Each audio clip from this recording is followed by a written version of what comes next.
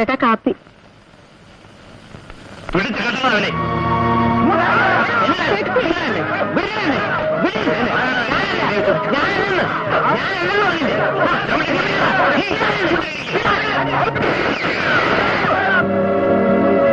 കുറുപ്പേ, ആരെ എവിടെ വെച്ച ഞാനാ?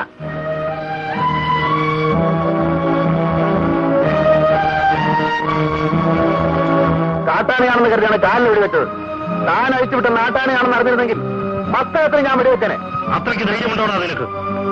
പിഴയ്ക്കാത്ത ഒന്നുകൊണ്ട് വർഗീസിന്. ഇതിലാരെങ്കിലും ഇനി അനങ്ങിപ്പോയാൽ അടുത്ത നിറത്തന്റെ നെഞ്ചത്തായിരിക്കും. കുറുപ്പച്ച, നാട്ടിലുള്ളത് മുഴുവൻ വിറ്റുപെറുക്കി ഞങ്ങൾ ഈ കാടും മലയും കയറി വന്ന് ജീവിക്കാനാ. ഞങ്ങൾ എന്ത് ചെയ്തിട്ടാ ഞങ്ങൾ അതിനെ ഉപദ്രവിക്കുന്നേ? കുറുപ്പേ, കട്ടും പിടിച്ചു പറിച്ചും ഇല്ലാത്ത അവകാശം പറഞ്ഞ് കണ്ടവന്റെ ഭൂമി കൈയേറിയും താൻ ഇനി ഇവിടെ വരാൻ നോക്കണ്ട. ഇറങ്ങിക്കോ. മേലാൽ തന്നെ ഇതുപോലെ ഇവിടെ കണ്ടാൽ തന്നെ തറവാട്ട് വരയ്ക്കായിരിക്കും തീ വയ്ക്കുക. സൂക്ഷിച്ചോ. എന്താണ് നോക്കി നിൽക്കുന്നത്? ഇറങ്ങിപ്പോവാൻ.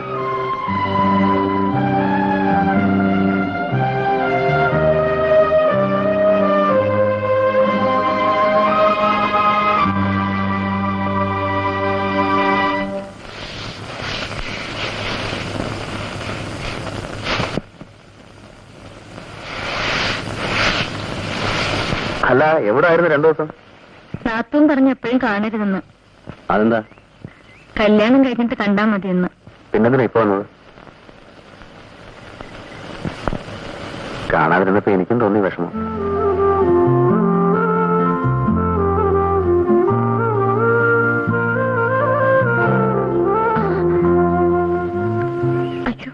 ആ ഓടി ഒളിക്കൊന്നും വേണ്ട, ഒക്കെ നമ്മൾ അറിഞ്ഞിരിക്കണേ. എന്ത് പൈലി പറഞ്ഞു? ഞമ്മക്കും തോന്നി നന്നായെന്ന്. അനക്ക് പറ്റിയും തന്നെയാണ് ഇവൻ. ആ പിന്നെ വർഗീസേ, നിങ്ങൾ ഇല്ലത്ത് പോയി വയക്കും മക്കണം പഞ്ചായത്താക്കിയതൊക്കെ ശരി. ഇനി സൂക്ഷിക്കണം. ആനയെ വെടിവെച്ച് നീയ കുറുപ്പച്ചൻ ഒരു പഴയുള്ള പാമ്പാ. കടിച്ചാ ബഷർമൂലാട്ടാ.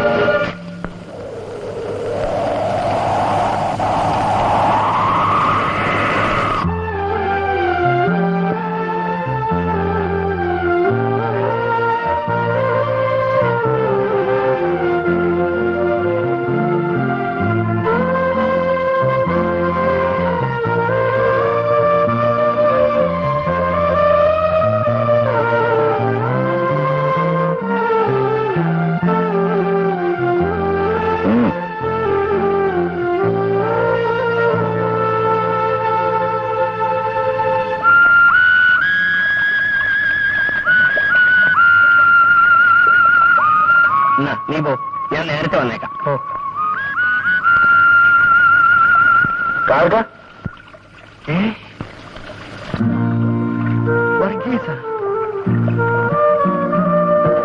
എന്നെ മനസ്സിലായല്ലേ? നിന്നെ മറക്കാൻ പറ്റുമോ മോനെ? നീ എന്ന് വന്നു? ജയിലിലിട്ട് കുറയായി. ഇന്നാ ഇവിടെ വന്നു. വാ, നമുക്ക് എന്റെ പുറയിലേക്ക് പോവാം.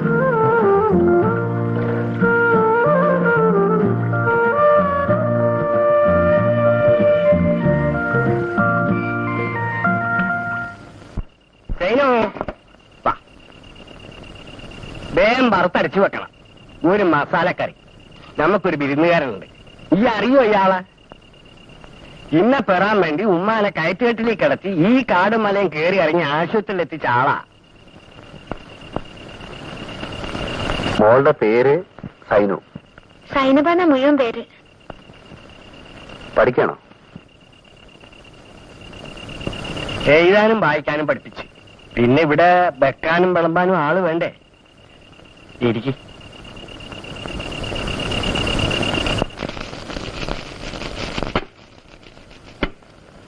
വർഗീസിനെ പോലീസുകാർ പിടിച്ചുകൊണ്ട് പോയതിനു ശേഷം കുറെ നാളത്തേക്ക് ഞങ്ങൾ ആരും അന്നയെ പുറത്തേക്ക് കണ്ടിട്ടില്ല. അക്കാലത്ത് പൈലിയും ചാക്കോച്ചനും ഒറ്റ കെട്ട, കൂട്ടത്തില് ഞാനും. നായാട്ടും വെടിയിറച്ചിയും കോഴിക്കോട്ട് പോക്കും ബഹു കുശിയായിരുന്നു. മാത്തുക്കുട്ടിക്ക് അന്നയെ കല്യാണം ആലോചിക്കുന്നത് അപ്പളാ. പക്ഷെ അന്ന സമ്മതിച്ചില്ല. അവൾ തീർത്ത് പറഞ്ഞ് അവൾക്ക് കല്യാണം വേണ്ട. ഒടുവിൽ പൈലി എന്നോട് പറഞ്ഞ് കാതിർക്ക അവളെ ഒന്ന് ഉപദേശിക്കണോ. കാതിർക്ക, ഇതുവരെ ഞാൻ എന്റെ ചേട്ടൻ പറഞ്ഞ അനുസരിച്ചിട്ടേ ഉള്ളൂ. ഇക്കാര്യത്തിൽ മാത്രം ആരും എന്നെ നിർബന്ധിക്കരുത്.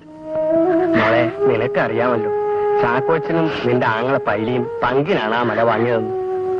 ഉള്ള പൈസ മുഴുവൻ അതിനു വേണ്ടി ചെലവാക്കിയിരിക്കുകയാണ്. ആ നിലയ്ക്കിപ്പം അവര് കൊണ്ടുവന്ന ഈ കല്യാണക്കാര്യം നമ്മളായിട്ട് വേണ്ടാന്ന് പറഞ്ഞ ആകെ കുഴപ്പത്തിലാവും. നമ്മുടെ തറവാടടക്കം എല്ലാം വിറ്റുപെറുക്കി കിട്ടിയ കാശ ചാക്കോച്ചന്റെ കയ്യിൽ കിടക്കുന്നത്. അതുകൂടെ നഷ്ടപ്പെട്ട പിന്നെ ഞാൻ ജീവിച്ചിരുന്നിട്ട് കാര്യമില്ല. അന്ന് ഈ കുഞ്ഞുങ്ങളുടെ കാര്യമൊന്നും ഓർത്തേ. എന്റെ മക്കളെ വഴിയാധാരമാക്കരുത്.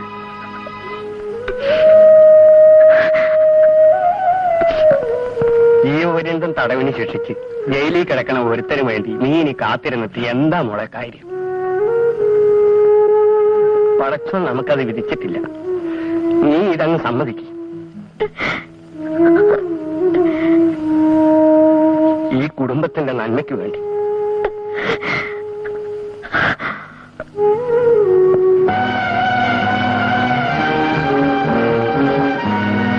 അങ്ങനെ എല്ലാവരും കൂടി നിർബന്ധിച്ച് അവളെ കൊണ്ട് സമ്മതിപ്പിച്ചു. കല്യാണം നടന്നത് അങ്ങനെയാണ്. അത് കഴിഞ്ഞ് ചാക്കോച്ചന്റെ പെരുമാറ്റത്തിന് കുറേശ്ശെ മാറ്റം തുടങ്ങി. മലയിലെ കാര്യങ്ങളെല്ലാം മൂപ്പര് നേരിട്ട് നടത്തി. ഭൂമിയുടെ വിലയായി ഇല്ലത്തേക്ക് കൊടുക്കേണ്ട പണത്തിന്റെ അവധിയും കഴിഞ്ഞു. അതിന് വേറെ വഴിയില്ലാഞ്ഞ് മലയിലെ മരത്തിനെല്ലാം കച്ചവടം ഉറപ്പിച്ച് ഞാനും പൈലിയും കൂടി ചാക്കോച്ചന്റെ പുറയിലേക്ക് ചെന്നു. ഏത് മരത്തിന്റെ കാര്യമായി പറയുന്നേ? നമ്മുടെ മലയിലെ. ഓ, നമ്മുടെ മല. ഇല്ലത്തെ പണം കൊടുക്കാൻ എത്ര പ്രാവശ്യം പലയെടുത്ത് ആളെ വിട്ടു. അവധി കഴിഞ്ഞപ്പോ അവർ ഭൂമി വേറെ ആമ്പിള്ളേർക്ക് വിറ്റു. ആർക്ക് കൊടുത്തെന്ന് താനത് അന്വേഷിക്കണ്ട. എനിക്കറിയണം. തന്റെ വീട് സമയത്ത് കിട്ടാത്തോണ്ട് ഞാൻ വേറെ പങ്കാളിച്ചത് വാങ്ങിച്ചു. ഇനി ആരും അവകാശത്തിന് വരണ്ട. ഞാൻ വരും. കുറുപ്പച്ചന്റെ ഓടച്ചേർത്ത് എന്റെ പണം കൊടുത്താ വാങ്ങിച്ചത്. ആ ഭൂമിയിൽ എനിക്കുണ്ട് അവകാശം. അത് ചത്തോ കുറുപ്പച്ചനോട് ചോദിക്കും. ആദ്യമായിട്ട് ഇല്ലത്ത് മുൻകൂർ കൊടുത്ത 5000 രൂപ അതെന്റേതല്ലായിരുന്നു. താൻ കണക്ക് പറയാൻ വന്നല്ലേ? എനിക്കും പറയാനുണ്ട് കുറെ കണക്ക്. തന്റെ പെണ്ണിൽ ഒരുത്തി അവിടെ കെട്ടിച്ചുകൊണ്ട് നിർത്തിയിട്ടുണ്ടല്ലോ. അവരുടെ അപ്പന്റെ വസ്തു വിറ്റ വകയില് അവർക്ക് വലിയ അവകാശം. അന്നക്കുട്ടി പറഞ്ഞപ്പോഴാ ഞാൻ കാര്യം മനസ്സിലാക്കിയേ. ഒന്നുകളഞ്ഞ് ആണുങ്ങൾ സംസാരിക്കുന്ന തിരക്കിലടി കാര്യം. താൻ എന്ത് നക്കാവിച്ച സ്ത്രീധനമാണ് അവർക്ക് കൊടുത്തത്? ചാക്കോച്ച, 1 രൂപ പോലും സ്ത്രീധനം വേണ്ടെന്നല്ലേ താനെന്ന് പറഞ്ഞത്. എന്നിട്ടും പൈലി സമയത്താ എനിക്കെന്താ ഞങ്ങളുടെ കാര്യത്തിൽ ഇടപെടാൻ? എടോ പൈലി, എനിക്ക് മാത്തുക്കുട്ടി കൂടെ വേറെ 2 കുട്ടികളുണ്ട്. അവരെ ഹോസ്റ്റലിലേക്ക് പഠിപ്പിക്കാൻ പണത്തിന് ചെലവുണ്ട്. ബന്ധുക്കാരാന്ന് പറഞ്ഞിട്ട് ചുമ്മാ അങ്ങനെ പങ്കുചേരാനൊന്നും പറ്റില്ല. ചാക്കോച്ച, എന്നോട് ഈ ചതി ചെയ്യരുതായിരുന്നു. ഈ സ്വത്തിനു വേണ്ടി ഞാൻ എന്തുമാത്രം ശ്രമിച്ചിട്ടുണ്ടെന്ന് നിനക്കറിയാവോ? അന്നക്കുട്ടിയുടെ ഇഷ്ടം നോക്കാതെ അവളെ ഇങ്ങോട്ട് ഇറക്കി വിട്ടതുപോലും ഇത് നഷ്ടപ്പെട്ടിരുന്നു കരുതിയ. ബുദ്ധി ഉറയ്ക്കാത്ത എന്റെ 2 പൊന്നു മക്കളെ മുന്നിൽ നിർത്തിയാണ് ഞാൻ ഈ കടുങ്കൈ ചെയ്തത്. എന്നിട്ട് നീ ഞങ്ങളെ ചതിച്ചു, പിടിച്ചു പറിച്ചു. ചാക്കോച്ച, നീ ഇത് അനുഭവിക്കും. സ്വത്തിനോട് നീ ജീവിക്കില്ല. ഇതിന്റെ കൂലി നിനക്ക് ദൈവം തരും. കണ്ടോ, ഞാനില്ലെങ്കിൽ എന്റെ മക്കളുടെ മുന്നിൽ ഈ സ്വത്തും മുതലും നിന്റെ ജീവൻ പോലും കടപ്പെടും.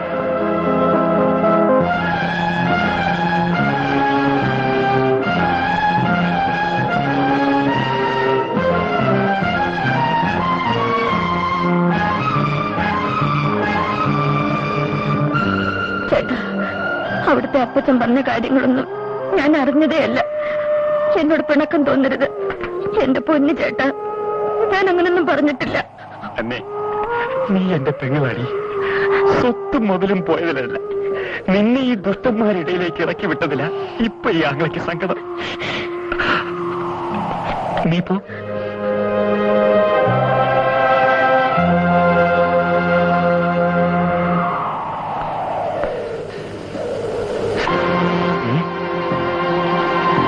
എന്താ, കുറച്ചിരിക്കണം?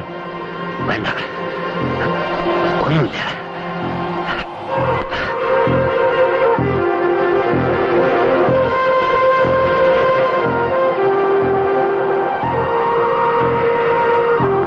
പെങ്ങളെ സൽക്കരിക്കാതെ വിടില്ലെന്ന് ഞാൻ കരുതി.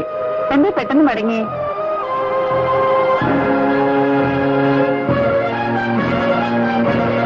മറിയേ, ഇത്തിരി വെള്ളം എടുക്ക്. പൈലി, കുഞ്ഞുപോലെ പാപ്പച്ച, മക്കളെ. പൈലി,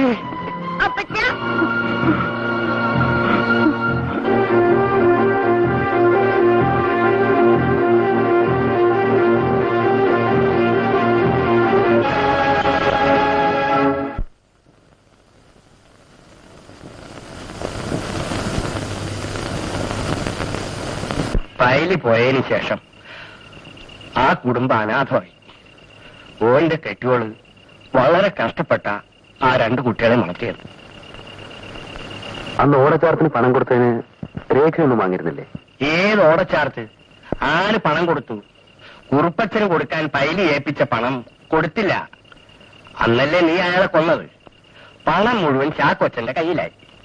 ആ രൂപ മനക്കൽ കൊടുത്താ അവൻ ഭൂമി വിലക്ക് വാങ്ങിച്ചത്. പങ്കുകാരുണ്ടെന്നൊക്കെ പറഞ്ഞ് വെറുതെയാ. മല മുഴുവൻ കയ്യിലായപ്പോ അവൻ അടിവെച്ച് കയറ്റമായി.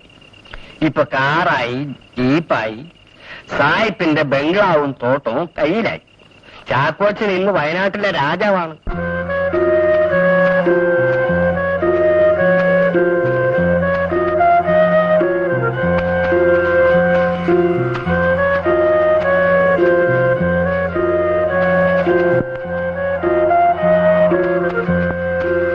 പറയുമ്പോ എല്ലാം പറയുന്നല്ലോ. ഞാൻ ഇന്നലെ കോഴിക്കോട് വക്കീലിനെ കാണാൻ പോയപ്പോ ഇവിടുത്തെ 2ാമത്തെ മകൻ അലക്സ് മുതലാളിയുടെ വീട്ടിലൊന്ന് കയറി. ഒരു തെറിയില്ല ബാക്കി പറയാൻ. ഇവിടുത്തെ മൂത്ത മകനെ കുറിച്ചാണ് പറയുന്നത്. മൂപ്പർക്ക് തടിക്കച്ചവടത്തിന് കാശ് കൊടുക്കാത്തതിനുള്ള ആശിഷ. ജ്യേഷ്ഠാഞ്ചന്മാർ തമ്മിൽ ഇങ്ങനെ കലഹം തുടങ്ങിയാൽ ഇവിടുന്ന് മക്കളൊന്ന് ഉപദേശിക്കണം. ഓ, ഇനി അതിന്റെ കുറവേ ഉള്ളൂ. മൂത്തവനാണെങ്കിൽ കള്ളുകൂടിയും വേണ്ടാത്ത ആഭാസനങ്ങളും, ഇളയവർക്കാണെങ്കിൽ പഠിപ്പിന്റെ കൂടുതലും പണത്തിന്റെ തിളപ്പും. ഞാൻ പലതും പിടിച്ചടക്കി. പക്ഷെ എന്റെ മക്കളെ നിയന്ത്രിക്കാൻ എനിക്ക് കഴിഞ്ഞില്ല. നമ്മുടെ കുഞ്ഞുമുട്ടി ആഴ്ചയിലുള്ള കേസ് അത് സുപ്രീം കോടതിയിൽ അപ്പീൽ കൊടുക്കണമെന്ന മാത്തുക്കുട്ടി മലയാളി പറയുന്നത്. അല്ല, ഞാൻ അതിനു വേണ്ടിയിട്ടായിരുന്നു കോഴിക്കോട് വരെ പോയത്. താൻ ഉപദേശിച്ചതാണോ മാത്തുക്കുട്ടിയെ? അല്ല, എന്താ ഇപ്പോ അവിടുന്ന് ഇങ്ങനെ പറയുന്നത്? ആ നമ്പൂതിരിയുടെ കാര്യസ്ഥ പണി നോക്കി താൻ എല്ലാം മുടിച്ചു. ഇപ്പോ എന്റെ മോന്റെ കാര്യസ്ഥനായിട്ട് ഇവിടെ കൂടിയിരിക്കുകയാണ്. കേസും വഴക്കുമായിട്ട് താൻ അവനെ കൂടി മുടിക്കരുത്. തോറ്റു. ഇനി മോൻ പോയി കാപ്പൂടി.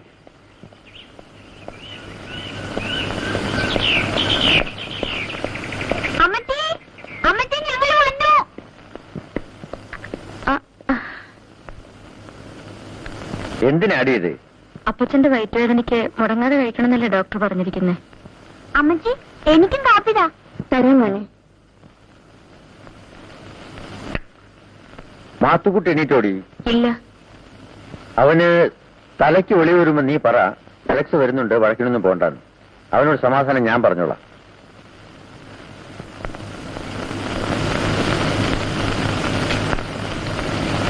അതോടെ വയ്ക്കേ.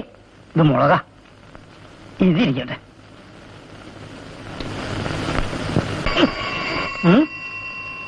എന്താ അപ്പോടെ ഒരു മണി? മോളിൽ വിളിക്കാം. ഒടുക്കത്തെ 3 പ്രാവശ്യം വാതിൽ ചെന്നതാ കാപ്പിയായിട്ട്. കഥ തുറന്നില്ല. ഇപ്പോഴാ മണി അടിക്കുന്നത്. ഞാൻ കൊണ്ടുകൊള്ളാം. നീ വേഗം അരയ്ക്കാൻ നോക്ക്. അലക്സും ശൈലിയും വരും. അന്നക്കുട്ടി, ഞാൻ വന്നു എന്നുള്ള വിവരം മാത്തുക്കുട്ടി മലയാളി ഒന്ന് സൂചിപ്പിക്കാൻ. ശരി.